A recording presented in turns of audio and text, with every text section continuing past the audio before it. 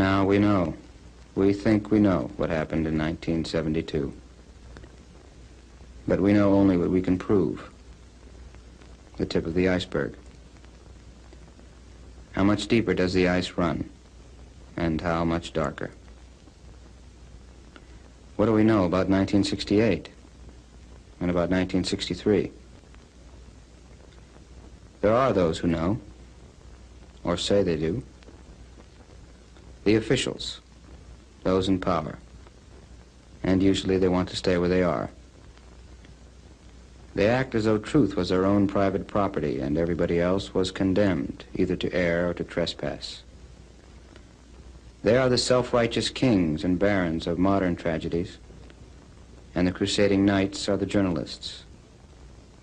Los Angeles District Attorney Joseph P. Bush. During the past 4 months, I took the unusual action of completely reviewing the evidence of a murder which was committed 3.5 years ago before the eyes of many people. I took this step as district attorney because of the special nature of this event as a stifling public tragedy.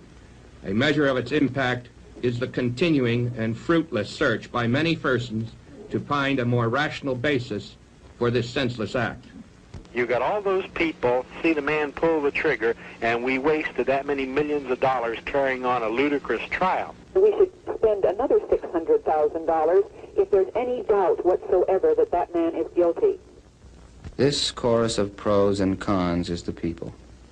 You and me. The heartbeat of a democracy. We are all America has. The decision is ours. Whether we can periodically let a few ounces of lead vote for a whole nation. No one, no matter where he lives or what he does, can be certain who next will suffer from some senseless act of bloodshed.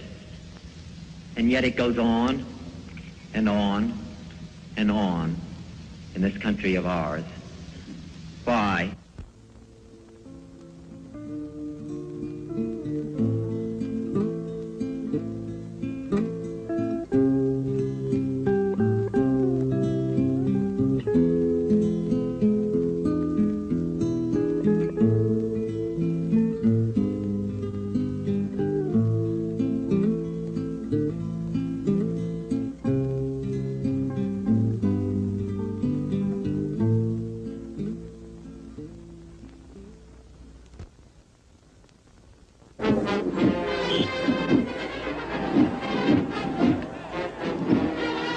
In 1960, the Los Angeles Sports Arena was the scene of Robert Kennedy's first great triumph. As campaign manager, he delivered to his brother John the Democratic presidential nomination, and the new frontier was born. 8 years later, just 4 miles away at the Ambassador Hotel, Los Angeles is auspicious again, and Bobby wins the important California primary.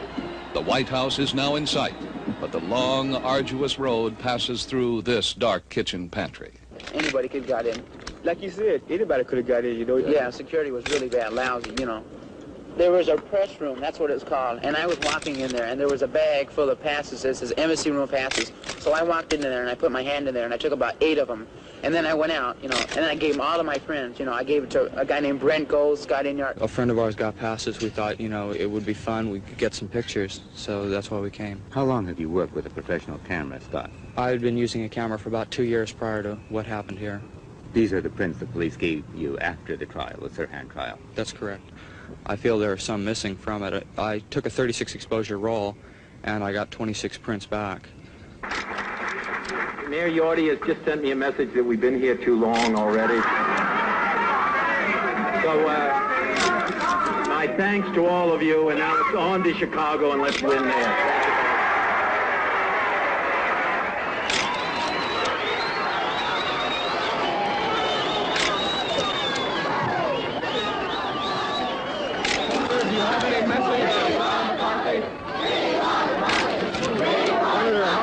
Counter Mr. Humphreys and his background in you as far as the delegate votes go. Just go with Dr. Chicago. I know where he's coming. I've been with him long enough. I know what your name is, but thanks a lot.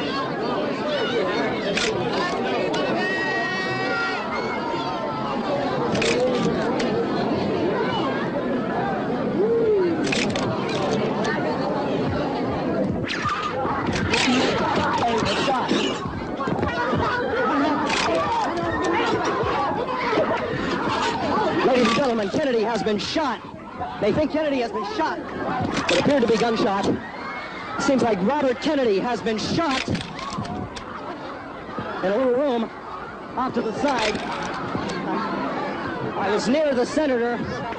We heard what appeared to be gunshot coming from inside this room in here. It was mass chaos. You heard it as it happened.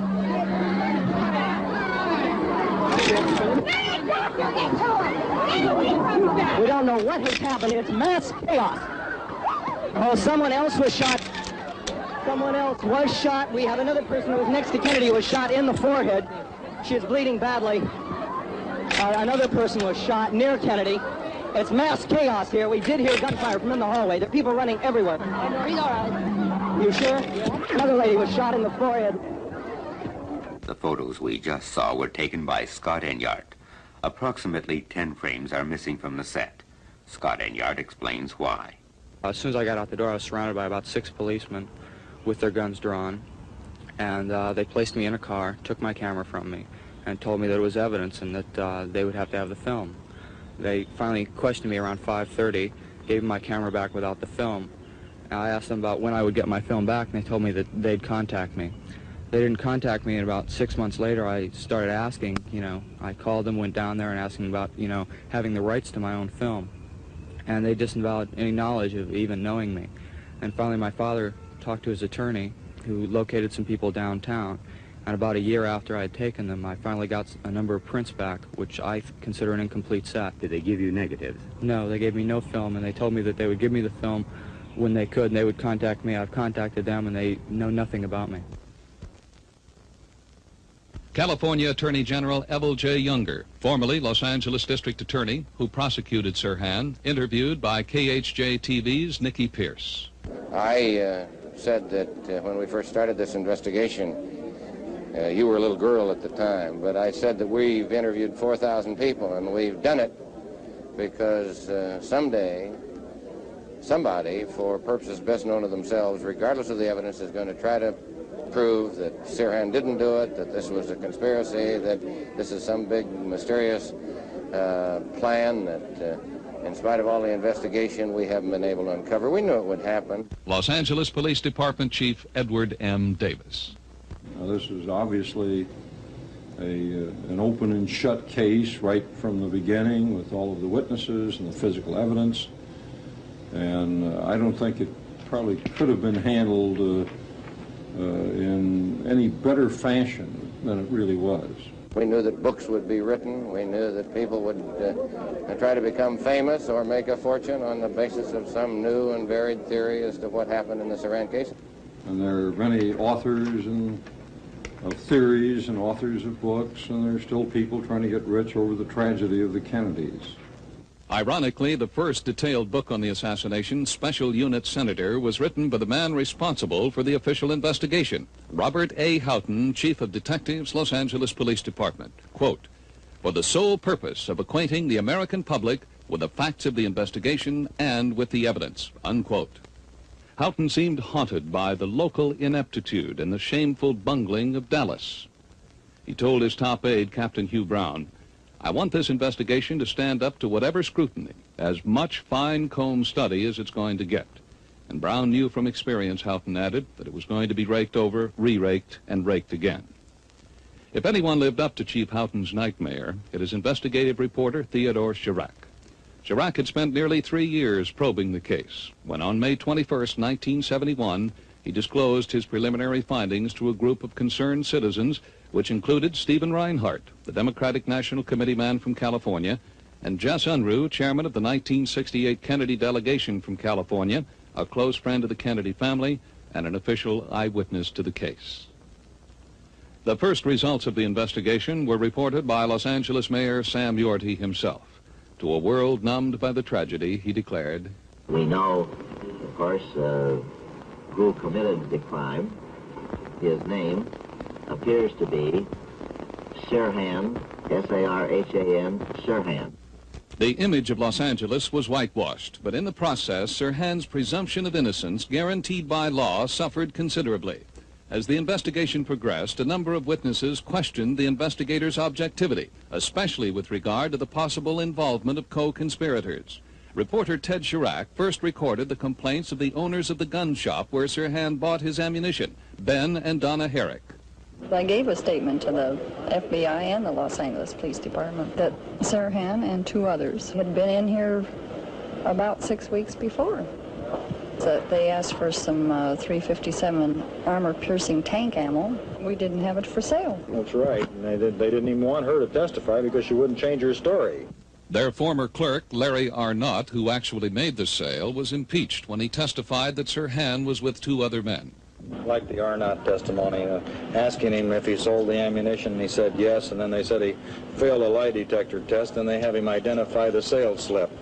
And the sales slip definitely proves the fact that he was telling the truth, and they say the lie detector says he said he was telling a lie and then throwing him off the witness stand, you know, like it just discredited the man's testimony and made a fool out of him. And for no reason, because he was a prosecution witness to begin with. And it was the prosecution that did it to him, you know. I don't like the smell of it. Official eyewitnesses Booker Griffin and Richard Lubick also tell of their experiences. I was very unhappy with my encounter with the police department when I went down to the administration building. I was very much struck by their desire to fabricate a story and by their effort to strong-arm me mentally into stating that there were things that I did not agree with. I think the Los Angeles police don't have anything to worry about. They got a man that shot Kennedy. That's all they have to worry about. All their evidence points, they've got witnesses, eyewitnesses that saw Sirhan pull the trigger. That's all they're interested in. And I think that there's more to this story than will ever be known, and I think it will be hushed up. America's been shot down. Realtor George Green and journalist Booker Griffin were not together at the Ambassador Hotel, but they tell the same story. I saw Sirhan and a lady and another gentleman consistently throughout the evening. There was a girl in a black and white dress involved with Sirhan. She was tall, statuesque, black hair, well built. I did notice that. I remember that she had on a polka dot dress. At the trial, to everyone's astonishment, the prosecution produced co-ed Valerie Schulte as the polka dot girl. Aside from the fact that Miss Schulte's polka dots were the wrong color, she walked with a crutch, which none of the witnesses seemed to have noticed in the pantry. Booker Griffin cannot possibly accept Valerie Schulte as the girl he saw run away from the scene of the crime. Unalterably and impossibly, it is not the same person. The Schulte girl is a high Nordic type who's highly Anglo.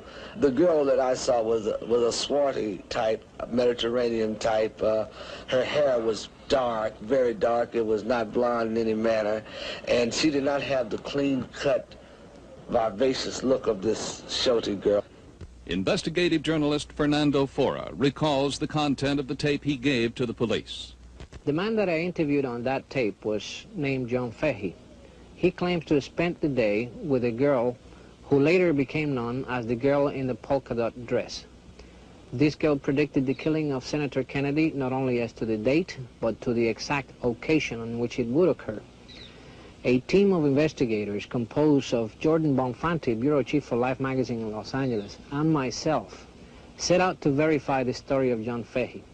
We were fortunate enough to be able to confirm an important portions of that story. We further went on and gave the man a polygraph test, a lie detector test, on which the man passed with flying colors. Some people who are interested in undermining confidence in the government of the United States, subversive people, will say this is some kind of a plot and so forth. And we anticipated all of this in advance.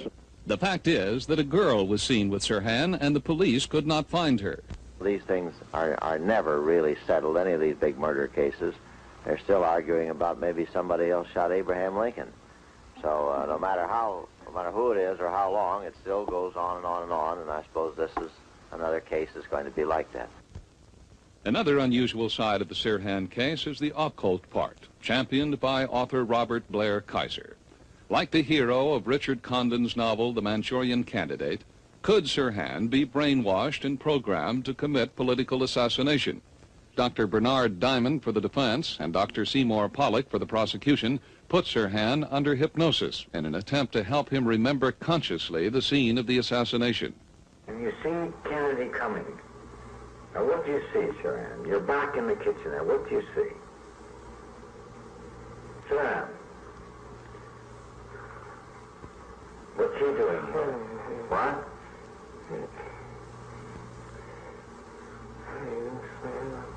That son of a bitch. You son of a bitch. You're talking to Kennedy. That son of a bitch has been verified by a witness. I heard the words, Kennedy, you son of a bitch, and then the shots went off. Look at Kennedy. He's coming. Reach for your gun, Sirhan. It's your last chance, Sirhan.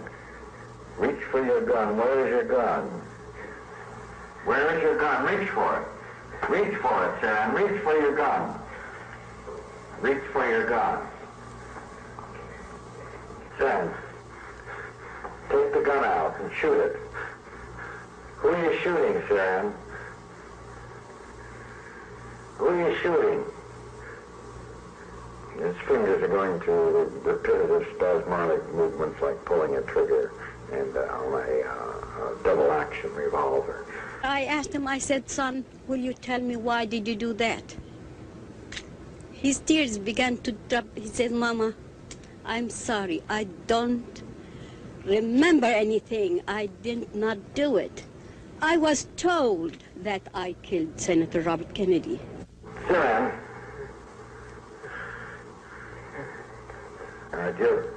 you're shooting Kennedy now, huh? It's a double-action gun. It's hard to pull the trigger, huh? Sirhan, you had wanted to remember the shooting of Kennedy. You wanted to remember your shooting him. Now you'll remember shooting him. You'll remember taking the gun out, pulling the trigger again and again and again. You'll remember all of this. You'll remember all of it. All of this will get clearer and clearer, become clearer and clearer, and you'll remember all of it. You'll remember it all. Now Sirhan is awakened from his hypnotic sleep. You remember where you told us where the gun was? Don't remember. You told me where the gun is. Show me point to me where the gun was. 5 minutes ago, Sirhan, you showed me where the gun was. Now point to me where the gun was. The gun was right here, huh? Right there in your belt. And you reached for the gun. You showed us, Sirhan, how you reached for the gun. Go ahead, reach for it. Yes, the gun you reached. You showed us how. You reached in there, and you showed us how you pulled the trigger. Try to remember. In spite of all this hypnotic and post-hypnotic coaching, which in court would certainly be called leading the witness, Sirhan still does not remember anything. Dr. Sheldon H. Cardner, Associate Clinical Professor of Psychiatry at the University of California at Los Angeles, comments, it's extremely important, particularly when using hypnosis to elicit information from an individual, to permit them to spontaneously express that which they feel under hypnosis is most important to them. From the portion of tape we've heard, one does not get that impression. It is disconcerting in that it would seem more to be as though a script were written, staging were being conducted, and Sirhan seemed to have been auditioned for a part in this particular script. The senior psychologist of the San Quentin State Prison, Dr. Edward Simpson, examined Sirhan 20 weeks in a row. His visits were abruptly terminated by San Quentin's associate warden, James Park. In an affidavit written in behalf of Sirhan, Dr. Simpson concluded, "A close study of the trial testimony and my own extensive study of Sirhan leads to the irrevocable and obvious conclusion. Sirhan's trial was and will be remembered as the psychiatric blunder of the century." Perhaps the most dramatic observation of Dr. Simpson is that the handwriting of Sirhan in his notebooks differs often drastically from the handwriting on numerous test materials he obtained from Sirhan at San Quentin. About the evidence a juror described as most damaging, Dr. Simpson concludes, "I strongly suspect the notebooks are a forgery, for the thinking reflected is foreign to the Sirhan I carefully studied."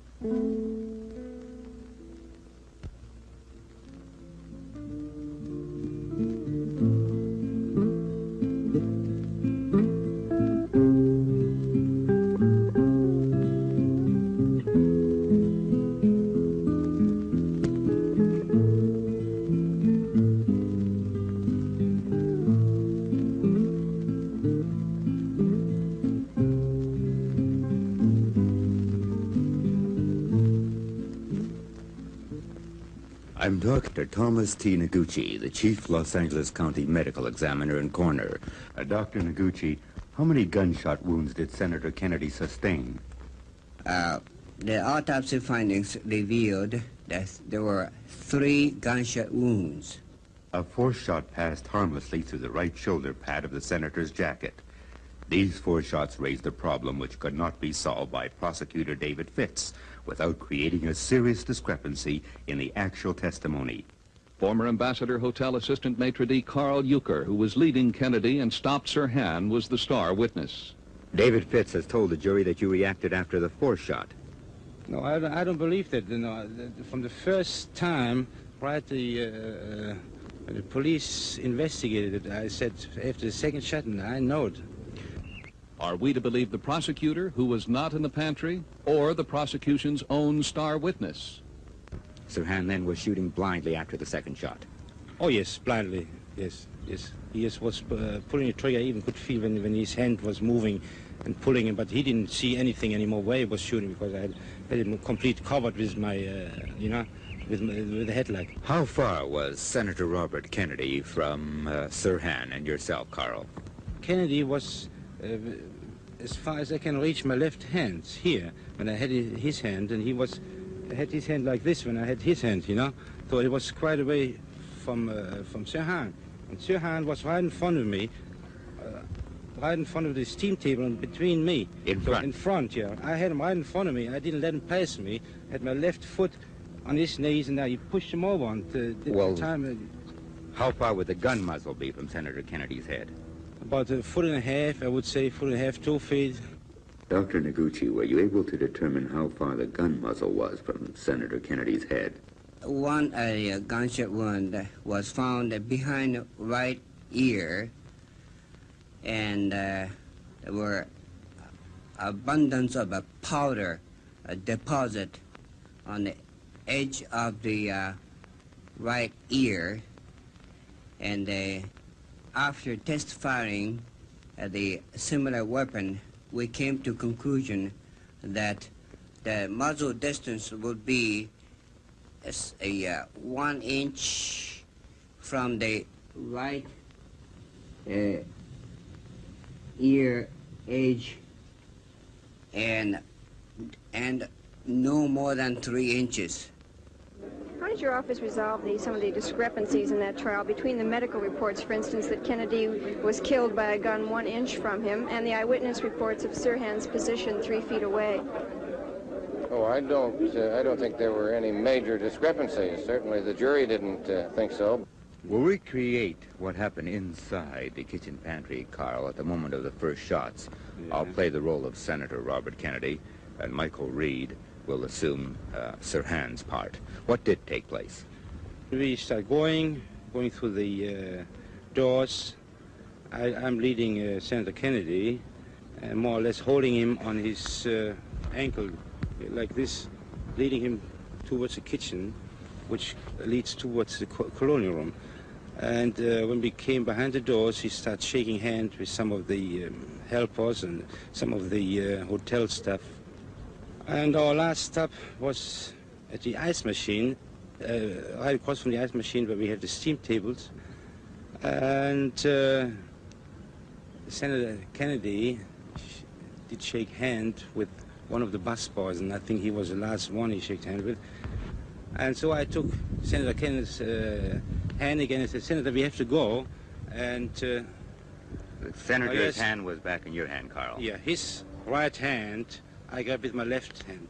Mm-hmm. It's like this. Mm-hmm. I grabbed his hand right here and saying, I said, Senator, we have to go now. But this time he was still talking towards the busboy, and he starts looking at me, and we start going. At the same time was when somebody moved into me between the steam table and myself. You know, I was maybe 1 foot in between the steam table and myself. So here he comes, Sirhan, moving into me. He can't send the bomber. You're not going to let him, are you, Sirhan? Wait, Sirhan, let's go around to me, slowly, and here I push him away. No, let's go, move right into it. Here, I got him right here. pressed him against the steam table because I thought first it was one of the helpers of the hotel, and I didn't want him to stop us again to shake hands. So at that time, I heard one shot, and I thought it was a firecracker or something.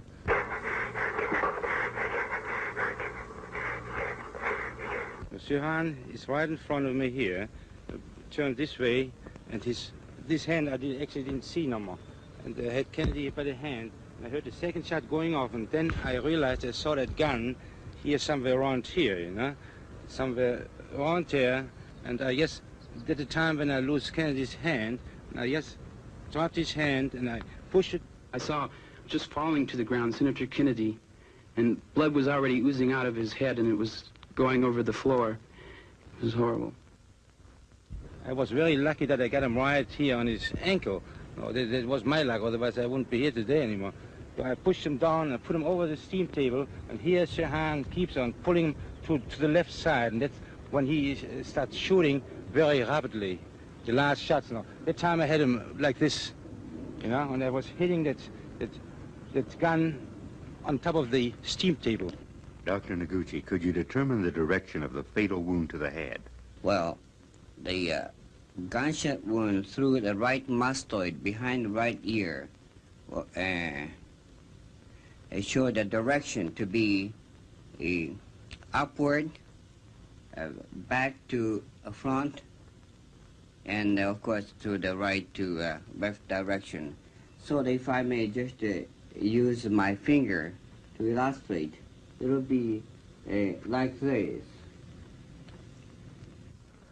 Carl, this is a very critical question to the case. Was it possible that Sirhan could have fired the fatal shot before you had a chance to grab him? If the bullet killed him, which was shot about 2 feet away from his head, yes.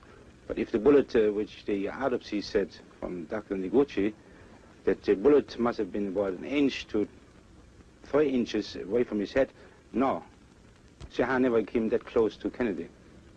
Do you have a witness that supports your testimony? Yes, it is Eddie Menasian, which was right behind me.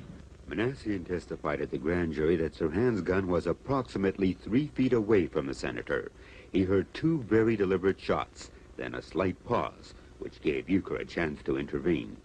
There were 2 additional gunshot wounds found in the senator's remains. The 2 were very close together. Gunshot wound number 2 was found in the armpit, and it was a through-and-through gunshot wound, and the direction was back to front, and the exit wound was found front of the right shoulder. Was it possible for Sirhan to get behind you and behind Senator Kennedy and shoot from behind? No, this was complete impossible, because Sirhan was in front of me, and he didn't have no way to go behind me, to come behind me, to shoot from behind me. You're sure? I'm 100% sure, yes. Oh, yes. I had the gun after the second shot. I had his hand with the gun in complete possession. Wasn't there a discrepancy about the position of Sirhan? There was a shot fired from behind Senator Kennedy, and witnesses said that he was never behind Senator Kennedy. Well, a discrepancy. If somebody says 1 inch and somebody else says 2 inches, that's a discrepancy. But the jury didn't think it was a significant discrepancy, and neither did I. For the record, the discrepancy is not between 1 inch and 2 inches, but between 1 inch and 2 feet. What worries me more than a discrepancy in a criminal trial is where you've got all of the witnesses saying exactly the same thing. That's when you have to worry, not when there's a reasonable discrepancy. Dr. Noguchi, would you tell us about the powder burns?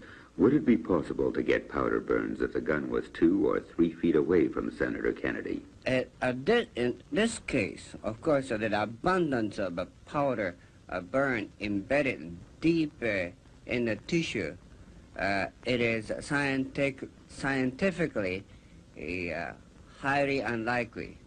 At the trial, Dr. Noguchi never had the opportunity to elaborate on his astounding findings. His testimony was cut short. In fact, soon after, Dr. Noguchi was fired and accused of being derelict in his performance of the Robert Kennedy autopsy.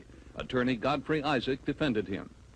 Well, the first question that I ask of a witness with reference to showing what a competent and really extraordinary autopsy Dr. Noguchi performed, the deputy county counsel asked to approach the commissioners, and they're stated that if I went into the questioning further, that it would cause an international incident. I pointed out that what I was going to show would cause no international incident because Dr. Noguchi performed what has been described as the most perfect autopsy in history. Now, what was meant by international repercussions on that day with regards to Senator Robert F. Kennedy's autopsy? Well, Deputy County Counsel Martin Weeks did not define what he meant by that, but he seemed to indicate that it would cast a great deal of doubt on what we'd heard about Robert Kennedy's death. The headlines at the time said that there was a mystery to the Robert Kennedy autopsy. Well, a paradox that's never been explained is how the Los Angeles County, through the district attorney's office, could base a murder charge on the autopsy of Dr. Noguchi, and then in the hearing relative to his firing, tried to take the same autopsy to show that he should be fired. As a matter of fact, I don't think this is something that can be explained, and I think that anyone who reasons and thinks would be naive not to feel there might be some connection with regard to assassinations and what occurred.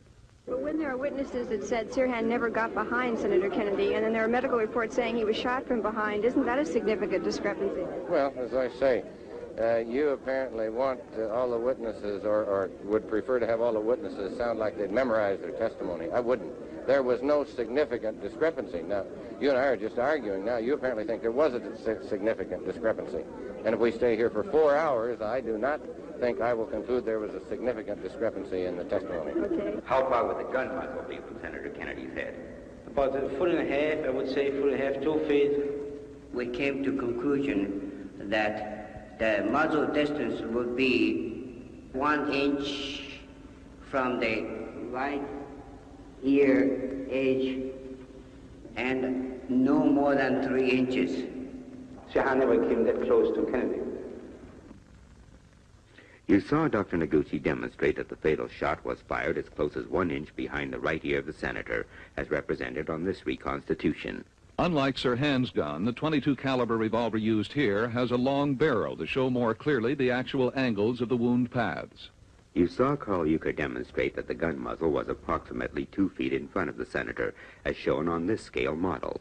In fact, not a single eyewitness placed the gun any closer. Like Manasseh and busboy Juan Romero said the gun was 3 feet away, and New York Post writer Pete Hamill told the FBI he saw Sirhan standing in front of and to Senator Kennedy's left, about 7 or 8 feet, with his arm fully extended and his face in tremendous concentration, shooting a gun at Senator Kennedy. The official explanation for the back-to-front wounds is that the testimony at the grand jury and trial placed the senator looking slightly to his left. The accuracy of this police statement can be disputed, but for the sake of discussion, let us assume it is entirely correct.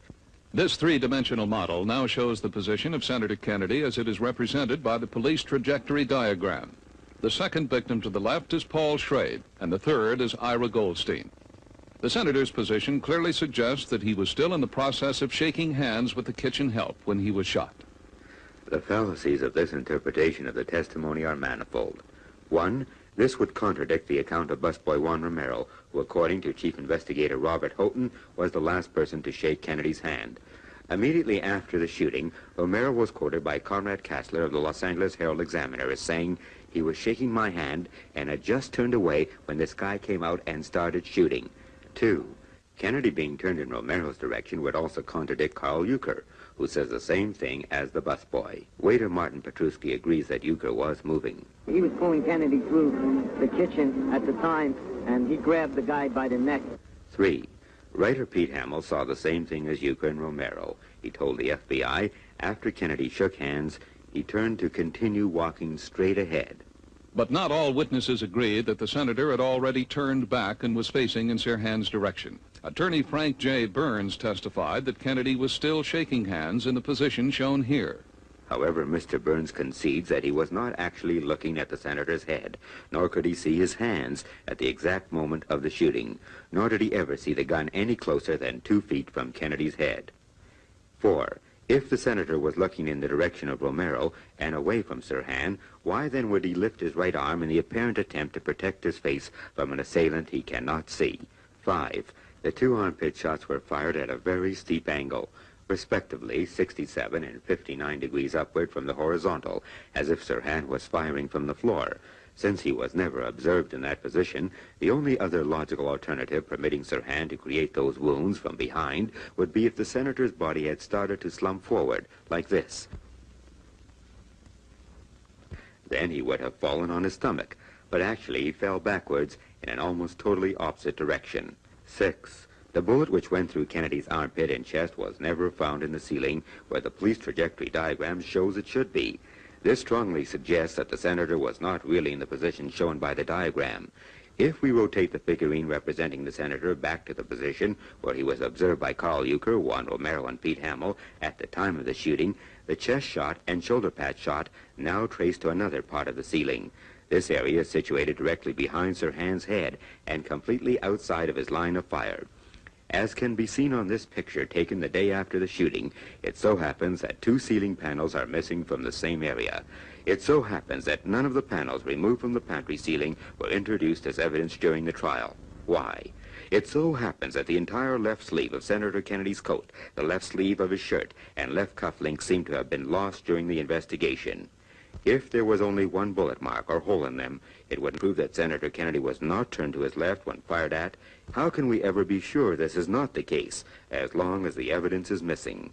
Same thing with the 2 missing ceiling panels. If there are bullet holes in them, then they would prove the existence of another gun firing over Sirhan's head from behind the right side of the senator. Unpleasant as it is nevertheless reasonable to speculate that a contract killer could not find a more efficient and concealed position to do his deed. First, a clear opening to shoot at the heart, with little chance to be seen by witnesses situated either in front of or behind the victim. Then another opportunity for a concealed coup de grace in the back of the head as the victim slumps to the floor.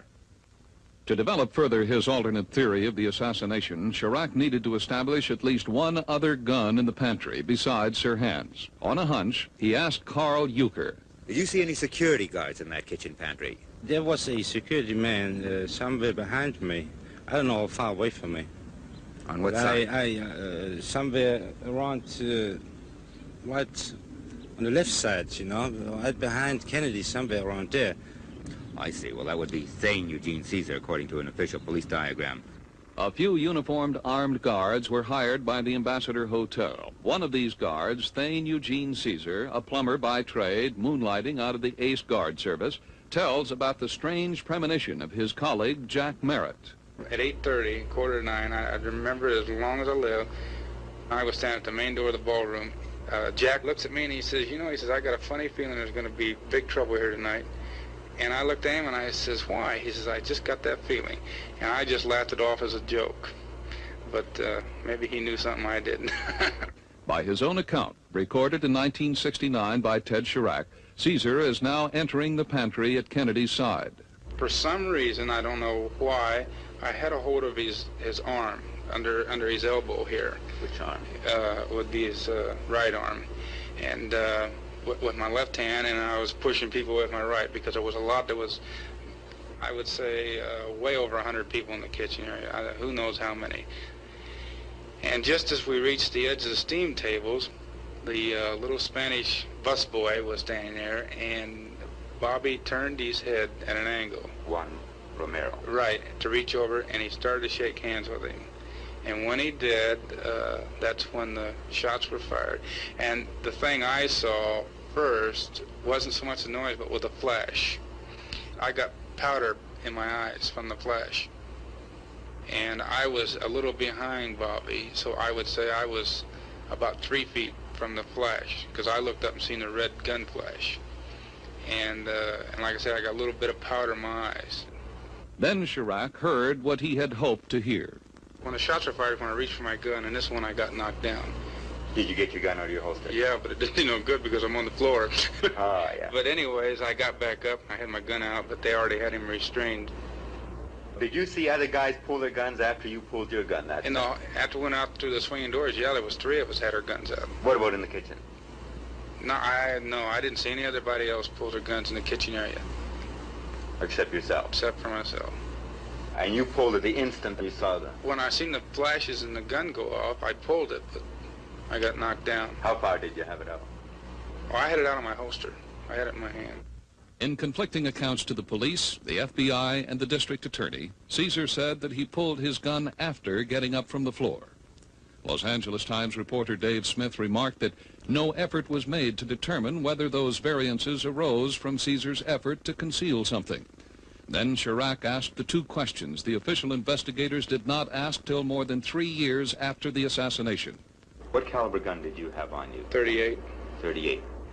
Is there any chance that that gun could have gone off? My gun? Yeah. The only way it would have come off is I'd have pulled the trigger because the hammer wasn't cocked. It would have taken more pressure. I would have had to want to fire the gun. I mean, I'd have had to. It wouldn't have been something where I'd have slipped on the trigger. It wouldn't have been that easy. You'd have had to put pressure against the trigger and pull it. I see. Where if it's cocked, it takes very little to set it off. Charach could not believe that not a single eyewitness had noticed Cesar pulling his gun in full view. After combing thousands of pages of testimony and miles upon miles of tapes, Charach finally came across this startling air check, recorded off the CBS television station in Los Angeles the night of the tragedy. Jerry Dunphy once again back at KNXT election headquarters. Don Schulman, one of our KNXT employees, witnessed the shooting that we've been telling you about. Kennedy was walking toward the kitchen. That was his route out of the ballroom. A man stepped out of a crowd and shot Kennedy. Kennedy's bodyguards fired back. The suspect now in custody at the Ambassador Hotel. Don Schulman of KNXT tells us that Kennedy was shot 3 times. What is remarkable, besides the fact that this report came within minutes, Sirhan was still at the Ambassador, is Schulman's immediately verifiable accuracy regarding 2 out of the 3 items he reported. 1, a guard did pull his gun, and 2, Kennedy was shot 3 times. In fact, Schulman was the only witness 100% positive and correct on both counts. Even Kennedy's press secretary, Frank Mankiewicz, said that Kennedy had been shot twice, and the press quoted Mankiewicz until the autopsy proved him wrong. On the 3rd item, a guard or guards firing back, Charach had to find Don Schulman and interview him. I was in the pantry following the senator. He stopped and shook hands with several people and started to progress again. We were packed in there like sardines. There were lights and cameras and people and a lot of excitement. The senator just finished shaking hands with someone, and another man, I think it was the maitre d', walked up and took his hand. As we were slowly pushed forward, another man stepped out and he shot. Just then the guard who was standing behind Kennedy took out his gun and he fired also. The next thing I knew is that Kennedy was shot 3 times. Now, how far was Sirhan from Senator Kennedy at the time? I would say approximately from 3 to 6 feet. Where was this guard who was firing his gun? He was standing directly to the side and back of Kennedy. On what side? He was standing on the right-hand side. Now, Don, did you tell this story to any police authorities? I told the story to several different people, including several police authorities. Right after it happened, I insisted the senator was shot 3 times. I was told by the police. Which police? Well, I was told by the FBI that I was told by the FBI, my own news people, that I was mistaken, that I was wrong. The senator was only shot twice. Now, when you say your own news people, who do you mean? Well, I was on the air with Jerry Dunphy. Also, I did a tape recording with Jeff Brent. And several people I told. In fact, I also told them that the guard pulled out the gun. And everyone told me that in the confusion, I didn't see what I saw. Well, I didn't see everything that happened that night because of the blinding lights and the people screaming. But the things that I did see, I'm sure about. And that is Kennedy being shot 3 times. The guard definitely pulled out his gun and fired. Now, when you say Jeff Brent, he is with the Continental News Service. When did he interview you? Well, right after the assassination attempt and all the confusion, I fought my way out of the pantry, and I was heading towards a telephone to call CBS News. Before I picked up the phone, Jeff Brent, who grabbed me and asked me right on the spot exactly what I had seen then, fresh in my mind. I was about 6 people behind the senator. I heard about 6 or 7 shots in succession. Now, is this the security guard firing back? Yes, the man who stepped out fired 3 times at Kennedy, hit him all 3 times, and the security guards then fired back. Then the tape we played is authentic. It is. It was given I'd say 10 to 15 minutes after all the incidents of the evening. Now, I'm showing you this story. Can you identify it for us? It's a lead story in the Boston Record American. It's dated June the 5th, 1968. Yes, this was sent to me by the newspaper, and the account, which is in the paper, was the same account I was telling everyone else of the senator being shot 3 times and of the guard firing. Did the Los Angeles Police Department, the Special Unit Senator, ever conduct a face-to-face taped or written interview with you? They did contact me at CBS, as they did everyone else, but as soon as I told them what I told you earlier, they weren't interested in me. My wife, Rowena, who acted as my legal aid throughout the hearing, which, as you know, resulted in Dr. Noguchi's being completely cleared of all the charges and reinstated as coroner, received a call from a lady who, in fact, made an appointment to come to our home and who wanted to speak with us because she had been at the Ambassador that night, and she herself had seen a security guard firing. The lady did not show up, and it was impossible to trace her and verify her story. But there was one easy way to check out Schulman's account, simply to test Cesar's gun to determine whether or not it had been fired. This was not done. Instead, the investigators forgot Schulman's account, and 2 years later, KNXT would profess to know nothing of their own broadcast of Schulman's story. Tonight, the big newsman, Carl George, presents a report. We checked videotapes recorded the night of the assassination. Schulman made no reference to having seen a security guard draw and shoot his gun from a position on the floor. In fact, Schulman specifically ignores that point in his chronology. Schulman does not say that he saw a guard or guards fire guns. He does not say it until 2 years later. Foreign correspondent Gérard Alcan can hardly forget. He was on the air from northern Europe to mid-Africa on Europe #1 radio. Suddenly, tens of millions heard this. D'autre part, Alcan. En ce qui concerne les agresseurs, ici à Paris, d'après les informations que nous transmettent les agences de presse, on dit qu'il y en aurait 2. From Paris, my anchorman was giving me this startling piece of news. Here in Paris, according to the wire services report, there would be 2 assailants. My answer, 1. At this time, only 1. Un seul. Pour l'instant, un seul. This, I found out later, was an outgrowth of the Schulman story. But France Soir, the largest French newspaper, came out with a straight Schulman version with a dash of Americana. A man is reported to fire, and then, I quote, a Kennedy bodyguard pulls his gun out of the holster in turn and fires from the hip like in a Western movie. Of course, this does not prove that Don Schulman is correct, but it corroborates the fact that his report is authentic and not fabricated 2 years later, as suggested in KNXT's follow-up story. As a matter of fact, the police file I-1073 acknowledges Schulman's report as early as July 1968. Nevertheless, a police board of inquiry will suggest 3 years later that Schulman was not in the pantry at the time of the shooting. If there's anything more to this, some of these witnesses may not live to testify again. I don't know how many people want to say this, but I am afraid. They wrote me a very, very long and terrible letter that my son's going to be killed in the street one day, and a real threatening letter, you know, which I give over to the FBI. A loud critic of Schulman's story and of Charach's probe in general is writer Robert Blair Kaiser, author of RFK Must Die.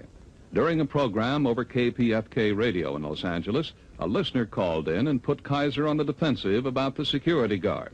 What gun was he carrying? Did anybody bother to check? Well, the guard says he had a .38 with him that night. But nobody verified that.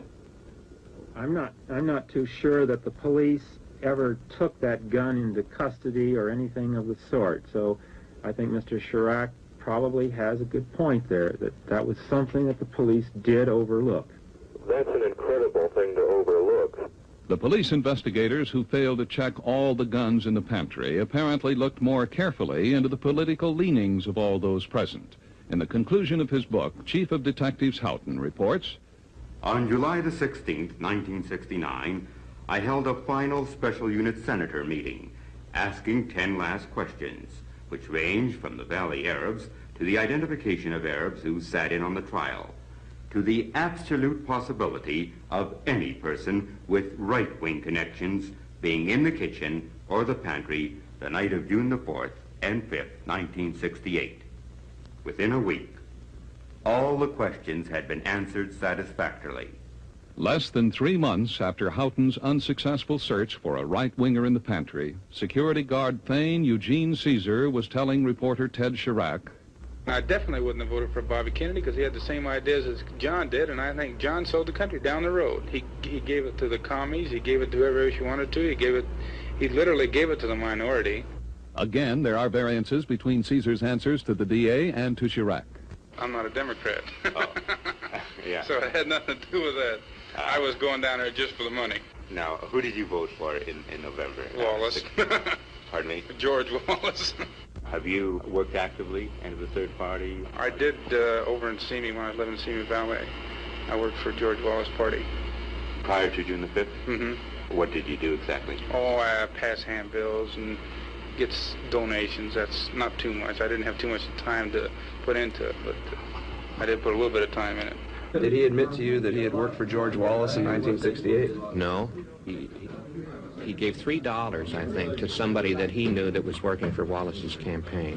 That was the extent of his involvement. The people in Europe, I don't care where you go, hate our guts. They do? They hate us. They'd like to stick a knife in our back. And want to know why? Because they're tired of us giving them everything. They've had it crammed down their throat for so many years. It's just like the black man. The black man now, for the last 4 to 8 years, has been cramming this integrated idea down our throat, and so you've learned to hate them. And one of these days, at the rate they're going, there's going to be civil war in this country. It's going to be the white against the black, and the only thing I'd say is the black will never win. I mean, me as an individual, I'm fed up. And I know a lot of people that I work with have the same feeling. It's just that we ain't had it shoved down our throat enough, but one of these days it's going to be shoved too far, and then we're going to fight back.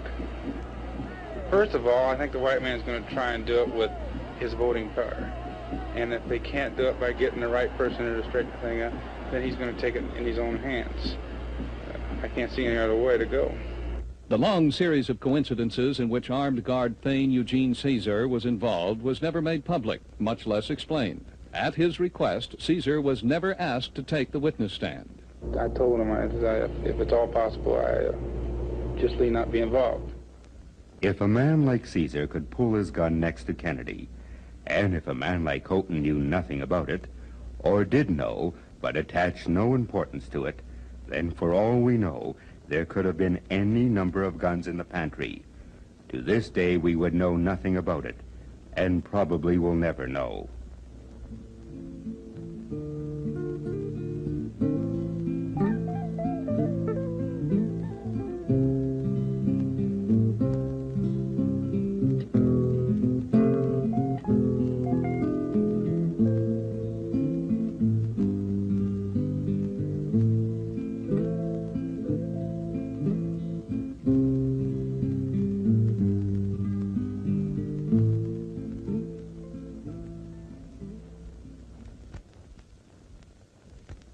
Physical evidence stands on its own. It cannot perjure itself. This is why, at the trial, Prosecutor David Fitz addressed the court in this manner. Your Honor has heard Carl Euchre and any number of witnesses who attempted to describe what happened. One witness has put the muzzle of the revolver some 3 or 4 feet from the senator's head. Others have had it at varying ranges. The only way we can clear up whatever ambiguity there may be there and to show the truth is by the testimony of this witness. The man thus introduced was Los Angeles Police Department firearms expert Dwayne A. Wolfer. 4 days after the crime, Wolfer reported his first findings. Of the bullets fired at Kennedy, he said, a 4th shot pierced the right shoulder pad of his coat and proceeded into the ceiling. 1 month later, Wolfer turns in the official police summary of the trajectory study. He then reports, quote, bullet passed through the right shoulder pad of Senator Kennedy's suit coat, never entered his body, and traveled upward, striking victim Schrade in the center of his forehead. More than a year later, Special Unit Senator goes to press. There was ample time to verify all the evidence and to amend what may have seemed confusing to the reader. But no footnote was added to Wolfer's first report. So We must take it at face value. So here we have a bullet which, without any mention of ricocheting or fragmenting, can both proceed into the ceiling and be recovered from Paul Schrade's head. The case of this ubiquitous bullet could be better explained by theorizing that the ceiling and Schrade's head were penetrated by two different bullets. But then Sirhan's 8-shot revolver would have fired 9 bullets, to say nothing of an Associated Press photo captioned, "Bullet discovered in a door frame." There is also this other photograph showing 2 more bullet holes in another door frame. This would bring the total to 12 bullets. Interesting as these deductions may be, nothing can top the controversy and the irony surrounding People's Exhibit 55, which was introduced in this manner by Prosecutor David Fitz. If the court please, I have an envelope which contains, and I can't read the writing, and it's about time I got glasses, but I haven't done it yet, Chief Defense Counsel Grant Cooper. Do you want to borrow mine? Mr. Fitz. I would rather use the eyes of Mr. Wolfer. As it turned out, the eyes of Mr. Wolfer were not to be trusted either, but this was not discovered until many months after the verdict was rendered. Under oath, Wolfer testified that the bullet recovered from Senator Kennedy's neck and 2 others taken from victims Ira Goldstein and William Wiesel were all fired from the same gun. This conclusion was arrived at, Wolfer explained, by firing test shots with Sirhan's gun and matching them under a microscope with the better preserved bullets recovered from the victims. This method of identifying a murder weapon by its bullet characteristics is basically as dependable as matching fingerprints. Except for one thing.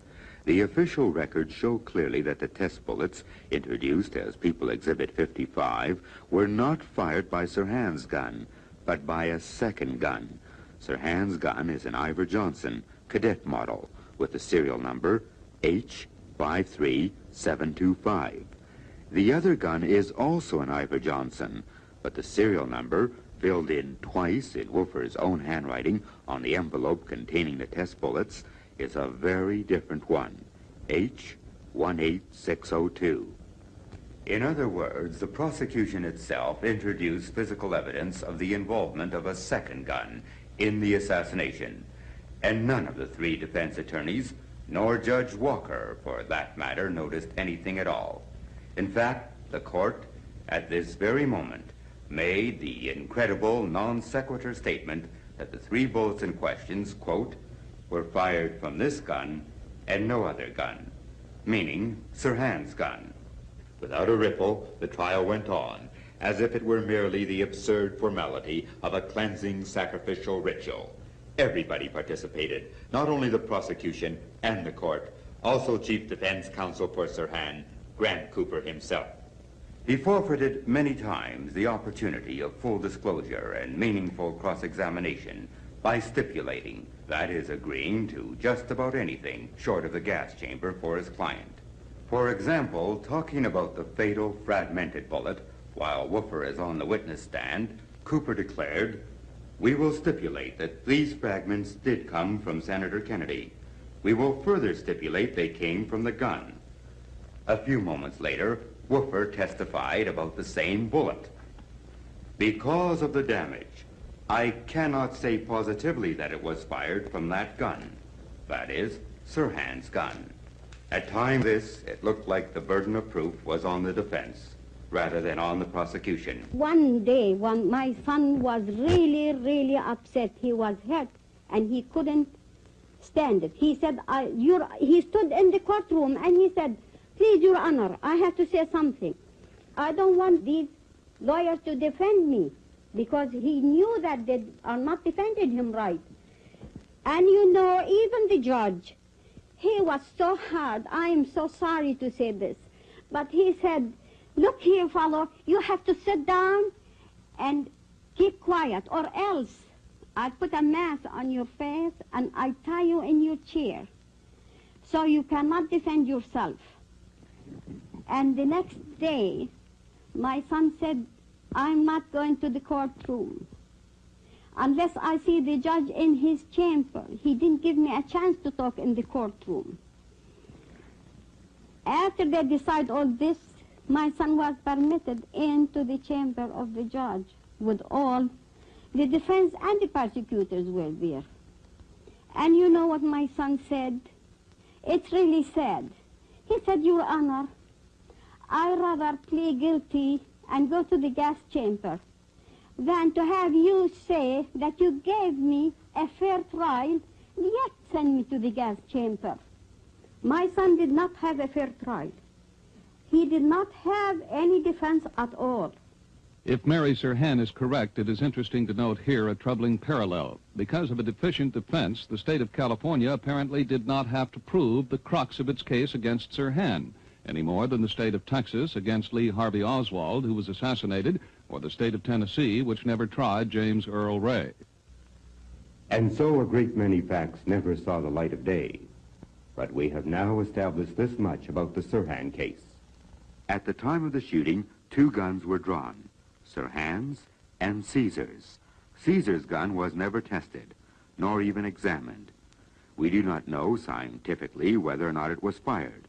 We have Cesar's word that it was a .38 and that it was not fired.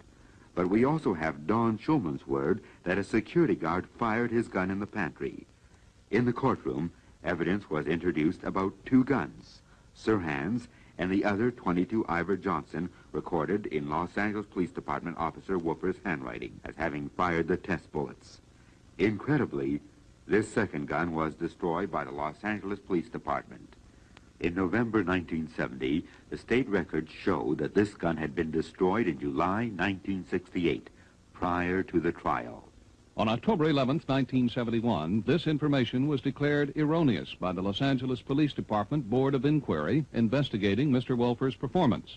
The record was corrected to reflect that the test gun was actually destroyed in July 1969. One way or another, the only gun technically linked to the pantry shooting by Mr. Woofer's handwriting and testimony is now destroyed.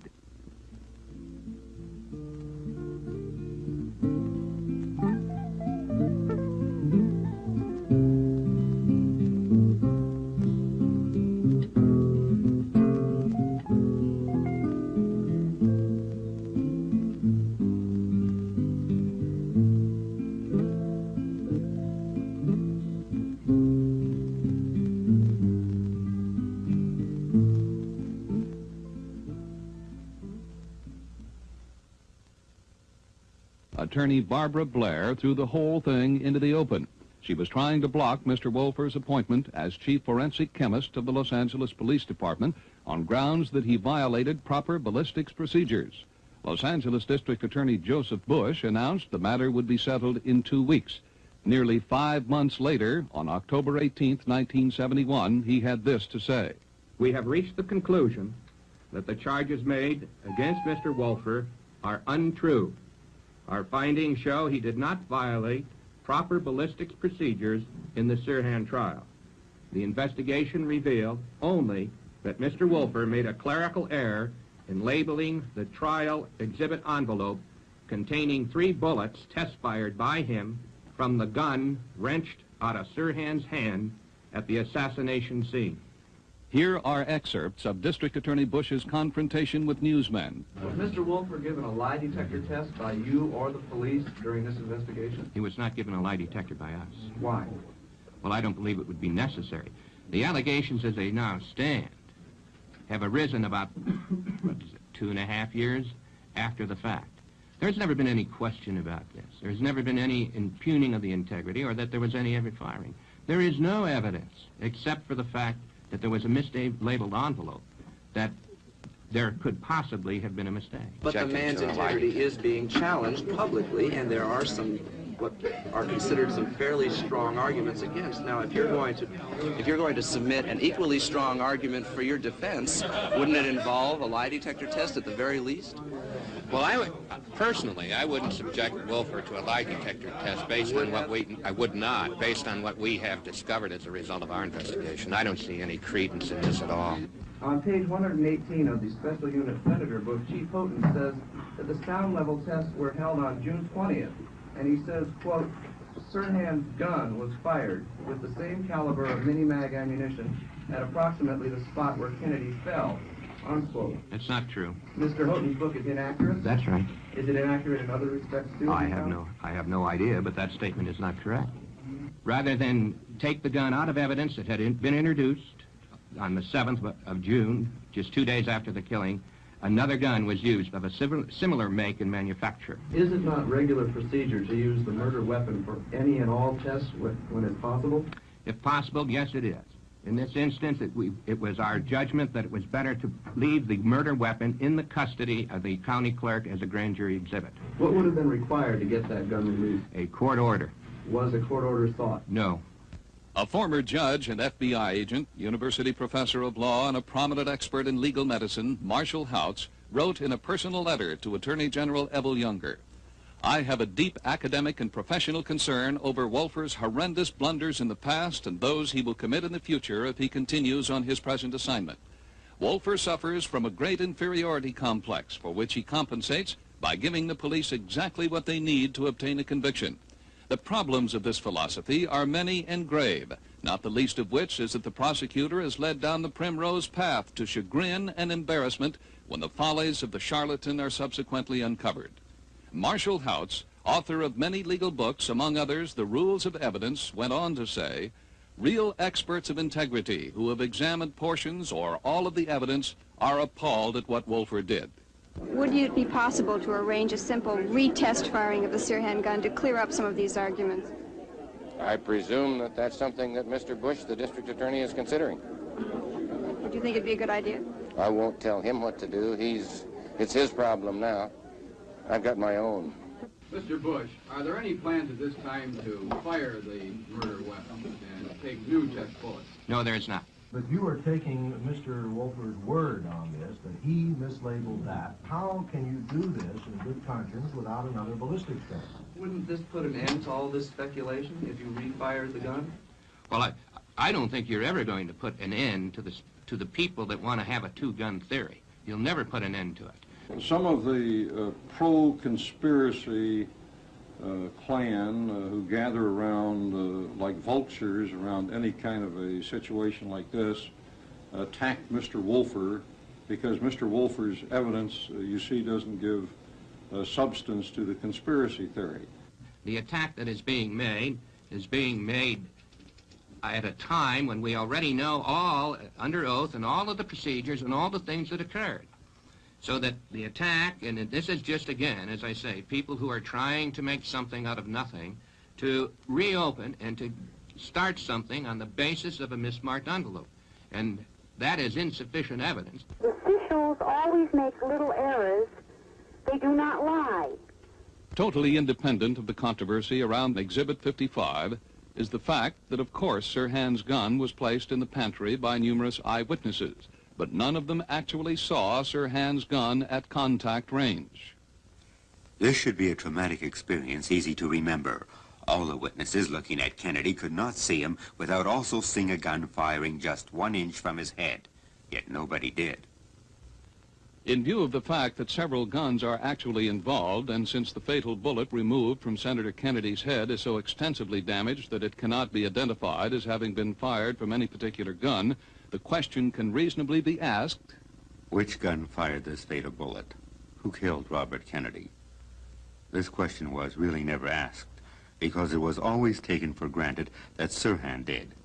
The only question ever asked was, why did Sirhan kill Robert Kennedy? Attorney Godfrey Isaac, who had successfully defended Dr. Noguchi, became involved in this affair and issued this dramatic statement. A highly respected criminalist has independently investigated the two-gun aspect of the killing of Senator Robert Kennedy, and he has delivered to me for safekeeping an affidavit setting forth his findings. His findings are independent corroboration of the findings of Ted Charach in his probe. Among the conclusions he arrived at are the following. 1. 2 .22 caliber guns were involved in the assassination. 2. Senator Kennedy was killed by one of the shots from a firing position behind him. 3.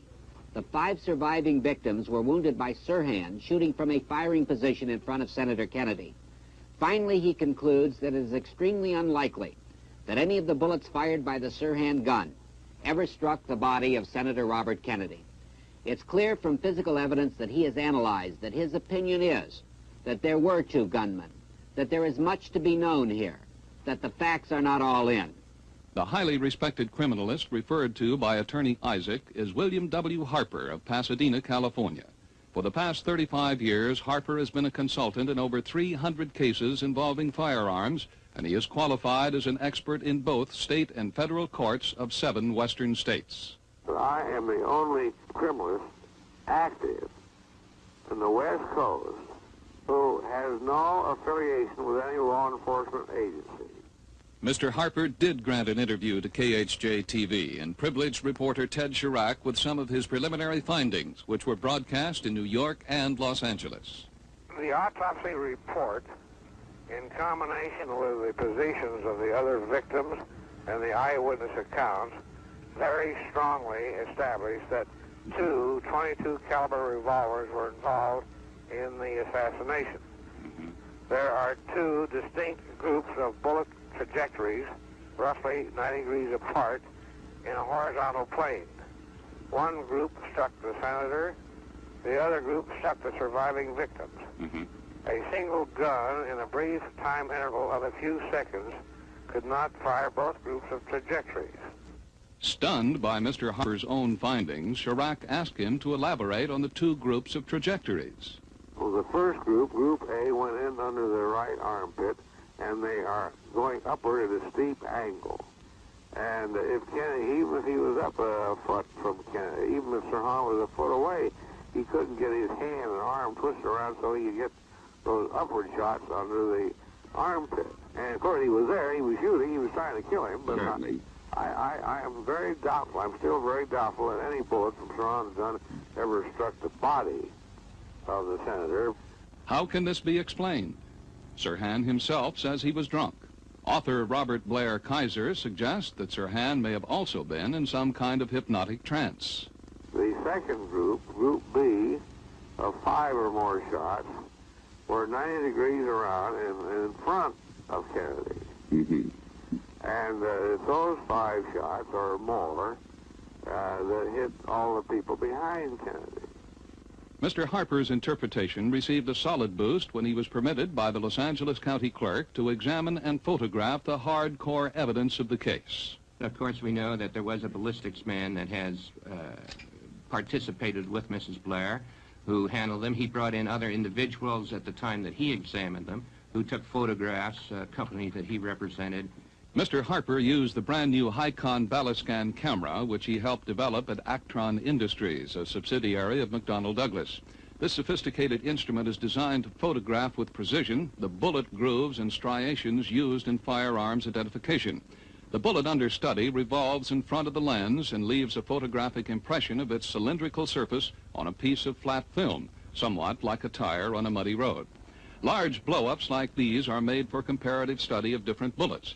Here we have 3 precision photographs representing, respectively, the bullet recovered from victim William Wiesell's abdomen, that's Exhibit 54, the bullet removed from Robert Kennedy's neck, that's Exhibit 47, and a test bullet from the mislabeled Exhibit 55. In this simulated demonstration, criminalist William Harper is heard actually pointing out to Charach the 6 grooves of Exhibit 47, the bullet removed from Kennedy's neck. So there's 1 land impression, or groove on the bullet. There's 2. Right. There's 3. Right. Here's 4, 5, 6, and then we come back to the beginning again. Why then this notation made on June the 6th, 1968? 5 grooves, next to the initials DW, Dwayne Woofer, on the lower left front of the envelope containing the Kennedy bullet. This discrepancy alone could mean that 2 guns were firing in the pantry, or that a bullet substitution took place during the investigation. How about the other labeling mistake? The 5 groove on the other exhibit on 47. You mean Dr. Noguchi? Well, No, Mr. Wolfer initialed that envelope. No, Dr. Noguchi wrote that there were 6 lands and grooves, and there was where there should have been 5, and I wouldn't put. It's the other way around, sir. Well, or 5 to 6, whichever it is, and I wouldn't have an autopsy surgeon being the person who decides how many lands and grooves they are. It's ridiculous indeed to destroy this reputation of a scientist and physician. There may be more story to be told than what we know. Again, newsmen questioned District Attorney Joseph Bush. First, Ken Krasny of KHJ-TV, who went on to interview criminalist William Harper. How do you explain the set of photographs that Mr. Harper has produced, and which he's testified to in affidavit, that show that the bullet from Kennedy's neck and the bullet from William Wiesel don't match, and that neither of those bullets match any of the test bullets that he photographed? Well, I don't think he said that they don't match any of the test bullets. He said that there are two bullets that he has compared that have rifling angles that are different. And I think if you ask Mr. Harper, that's not an accepted way to make a ballistics comparison. I can find no matching individual characteristics in common between these two bullets. And in measuring the rifling angle on the bullet removed from Senator Kennedy's neck is 23% greater, or 14% greater, which amounts to about 23 minutes of angle, than the bullet removed from Mr. Wiesel. And since rifling angle is one of the basic class characteristics, I'm forced to conclude that these two bullets were fired by two different guns. The bullet recovered from Kennedy's neck, Exhibit 47, and the bullet recovered from Wiesel's abdomen, Exhibit 54, just do not match. However, Mr. Harper double-checked. He also compared the Kennedy bullet with a test bullet from Exhibit 55, and they do not match either. Well, 55-3 is one of the three test slugs in Exhibit 55.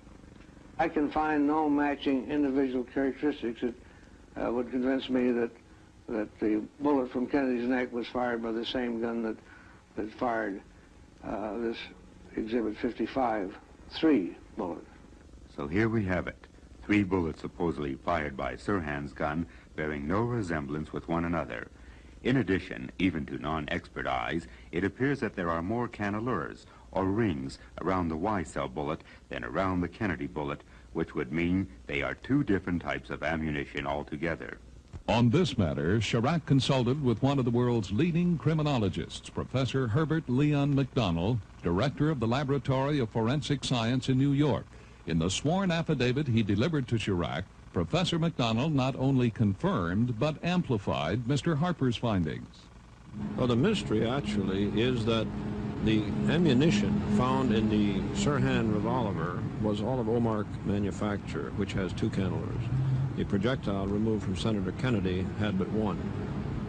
Well, what about the difference of textures on the surface of the bullet? The texture, or rifling, actually, is much sharper on the photograph I have seen of the Kennedy bullet than it is on the Wiesel, and this is a gross difference. So we can say conclusively that there is no doubt that there were not only two different guns, but two different types of ammunition at the scene of the Robert Kennedy assassination. That is correct. There were different weapons. Now, what are your conclusions? My conclusion is that the revolver taken from Sirhan, considering all of the physical factors, could not have been the one that fired the projectile removed from Robert Kennedy.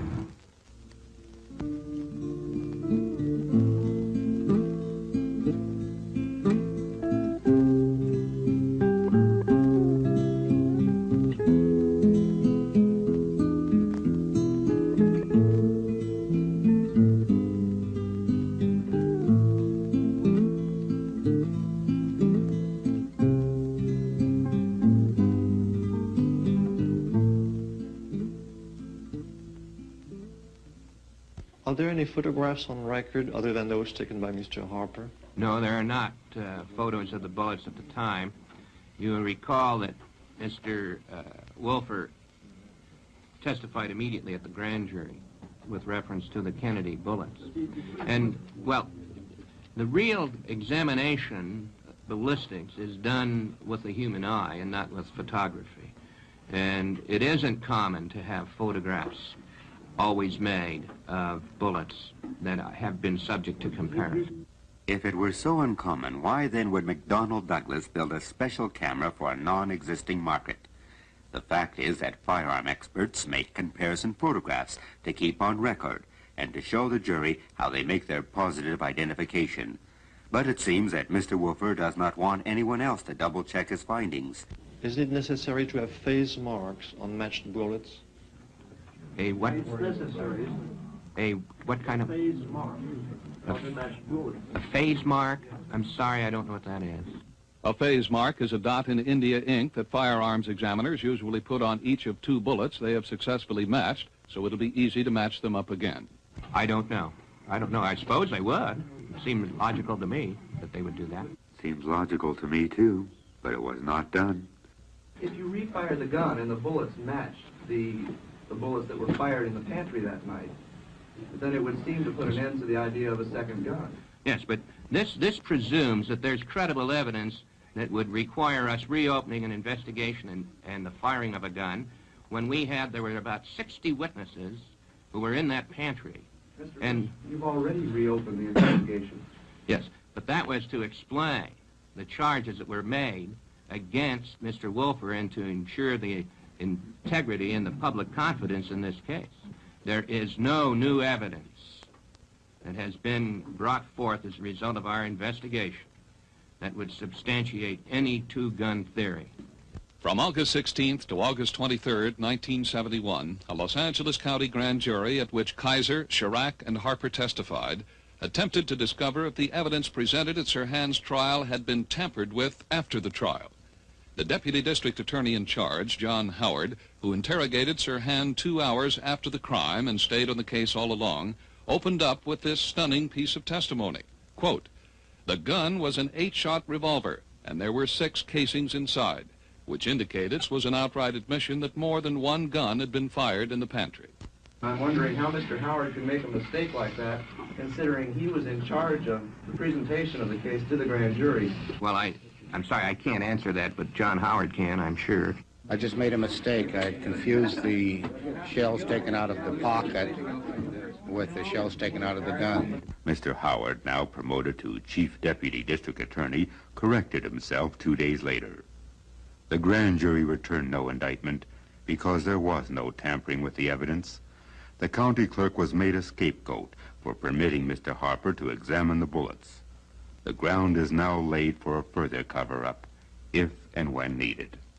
Well, Mr. Harper's conclusions were very carefully checked, but we found that the evidence that was entered into the trial, after it went to the clerk of the court, was examined by this gentleman and perhaps many other people, and any conclusions he reached about that evidence that was accessible to other people after the trial is of no great moment. I had the pleasure today of handing Mr. Wolfer his certificate of appointment as the Chief Forensic Chemist of the Los Angeles Police Department, and I think that there's no doubt that the courts all around this land who have entertained his testimony and in other countries where he's gathered evidence share my opinion that he is a man who is extremely sound and extremely scientific and extremely qualified, and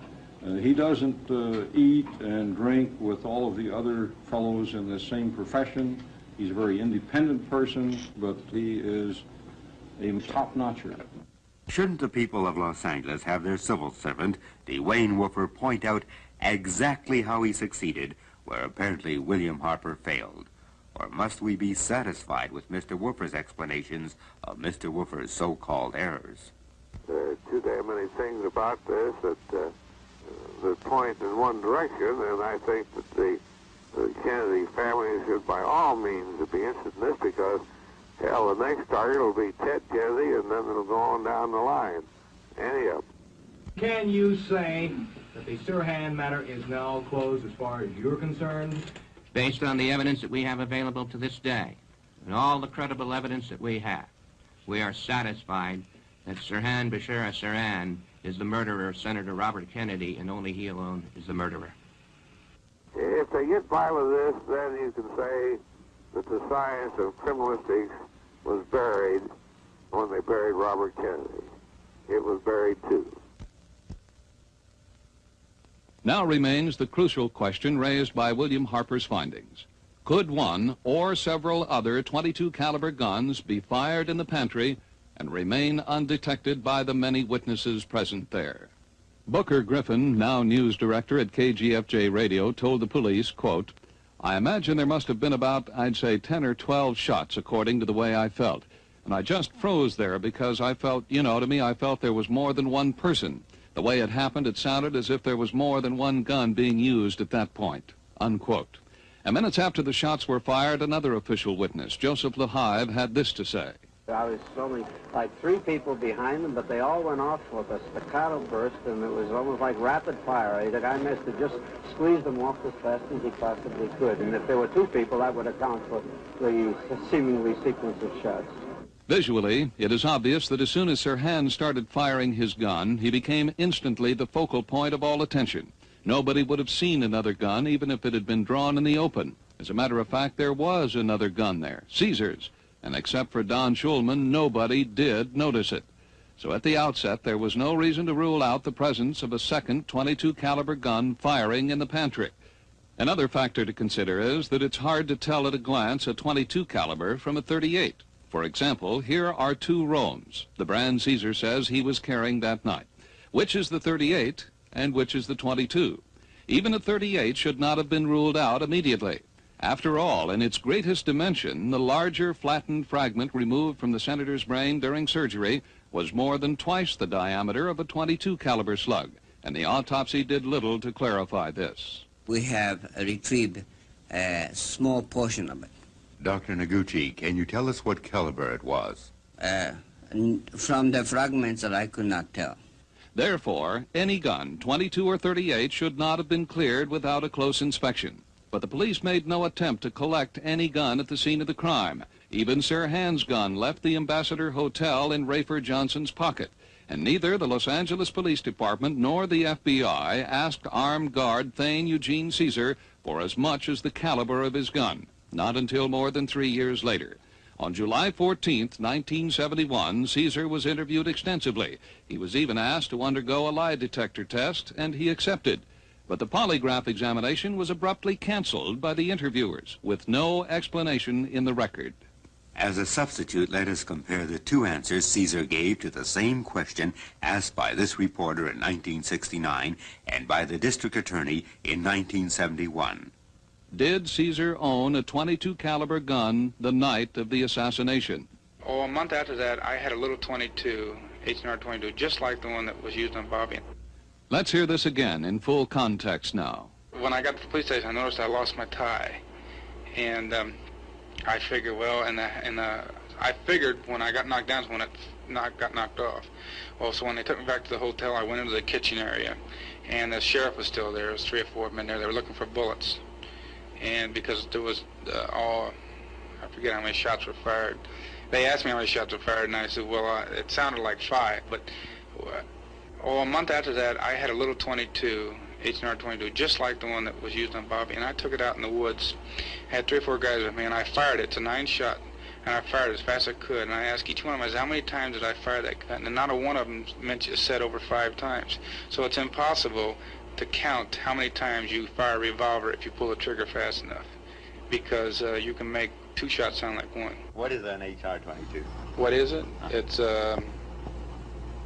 I can't remember what H&R stands for, but it's exactly the same kind of 22 like he had. Same length barrels, same size. The only difference is that his was I think an 8-shot and mine's a 9. That's the only difference between the 2. Between what? Between the 22 strand used and the one I had. Charach checked the Harrington and Richardson firearms catalog. Again, he found out that H&R manufactured look-alike 22s and 38s. And you still have your 22? No, I don't have the 22 anymore. You sold it? I sold it. When did you sell it? About a year ago. A friend of mine moving out in the country wanted a little handgun, and I didn't need it, so I sold it to him. I interviewed Cesar on October the 7th, 1969, as proved by this release signed by Cesar. So he sold the gun in the fall of '68, not somewhere around February 1968, as he told the DA. Judiciously, Tom Ritt raised this very question when he interviewed author Robert Kaiser on KPFK radio. In terms of that .22 caliber gun that Cesar ostensibly had prior to the assassination, are there documents that would prove that he in fact sold that gun at the time? Yes. I mean, is there a bill of sale extant? I haven't seen any bill of sale extant. I do know that the district attorney's office has interviewed Cesar, and they've interviewed the man that he sold the gun to, and they're convinced that, in fact, the gun was not even around Los Angeles at that time. Have you made any attempt to track down that gun? Yes, we have. We tried. It was sold to an individual in Arkansas. In Arkansas? Yes. I called Jim Yoder in Arkansas. Did you buy a gun from Thane Eugene Cesar? Yes. When was that, Mr. Yoder? It was on September 6, 1968. When I sent you the receipt that he gave me, or that I sent you a photostat copy. I have that receipt now. It says on the day of September the 6th, 1968, I received $15 from Jim Yoder. He's got it spelled Yoder, Y-O-L-D-E-R. Mm-hmm. The item involved is a H&R 22 pistol 9-shot serial number. I think that's a Y13332. And then he signed it. You got the photostat there. Yes, I sure do. Mm-hmm. This bill of sale is authentic. Thane Eugene Cesar's signature matches the one on the release. The date on the bill of sale is September the 6th, 1968. 3 months to the day after Senator Robert Kennedy died. Did you talk to Thane Cesar during this investigation at all? We did. Did he admit to you that he owned a 22 caliber pistol like Sirhan's? He did. He said that he sold the revolver that he had, similar to the one that was used in the murder, in February before the shooting occurred. Are you aware that he told another interviewer that he sold it after the murder occurred? Well, I can tell you that we've interviewed him and that he sold it before. Did you have any inquiries regarding that sales receipt? No, sir, only from you. Not only Cesar does not want to tell, but apparently District Attorney Bush does not want to find out about the H&R 22 caliber gun. Why?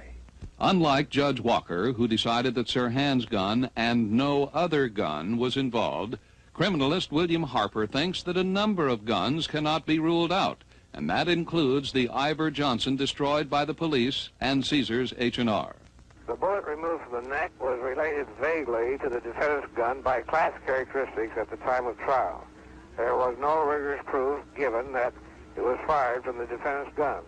On the basis of class characteristics only, it could have been fired from many different makes of 22 caliber revolvers, including, of course, another Ivor Johnson or an H&R. Did Cesar tell you why he wanted to sell his H&R 22? So, something came up and he said he went to this, the assistance of an officer or something in that line, let's put it that way. He seemed a little worried and he said that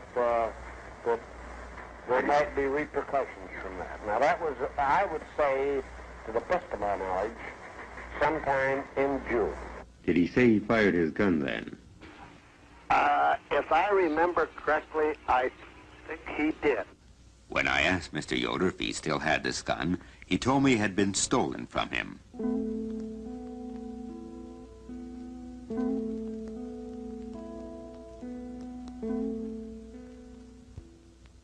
Kaiser accuses Charach of giving Cesar the bum rap of the year. On the other hand, Charach clearly demonstrates the plausibility of the second gun, strongly suggested by Harper's findings. To confuse the situation further, the district attorney bars access to the evidence and attacks its physical integrity, thus denying Charach and Harper a chance to vindicate their claims. In the case or the event that there would ever be a reversal, it could possibly have some bearing, the fact that there may have been some handling and mishandling of exhibits may affect a future trial if that were ever to occur, which we, of course, do not believe will occur. Whether it was or was not a clerical error, the Supreme Court of the State of California ought not to accept that fact based upon a statement of the district attorney in a press conference. Would it be unreasonable that a special review board composed of independent criminalists be appointed to settle this controversy? I don't know where to turn, but to the people.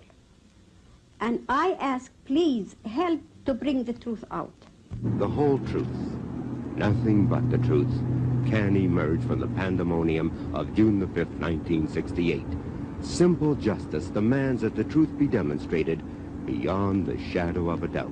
We tried to answer all the questions and eliminate all doubts, and I think we did, and the jury apparently agreed. The first thing I said when Senator Kennedy was killed, or when he was shot, was that we are not going to have another Dallas here.